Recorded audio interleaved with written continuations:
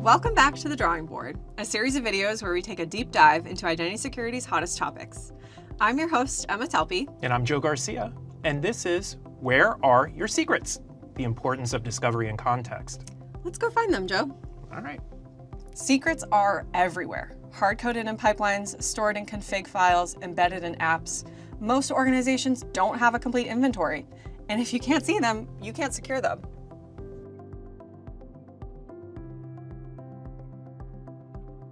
Granted, some secrets are managed, stored in secure vaults with rotation and policy controls, but many are not. Unmanaged secrets, left in repos or config files, are easy targets for attackers and create serious risk. While some secrets are managed with secure vaults, rotation, and policy control, many are still left in repos or config files, which make them easy targets for attackers. CyberArk helps here. With discovery tools, you can scan your environments to find where secrets live across your infrastructure, CI/CD pipelines, and source code. Even better, they provide context. Is this secret in use? Is it rotated? Should it be removed? And what about the first secret, the secret zero? SPIFFE-based workload identity eliminates the need to hardcode any credential for access.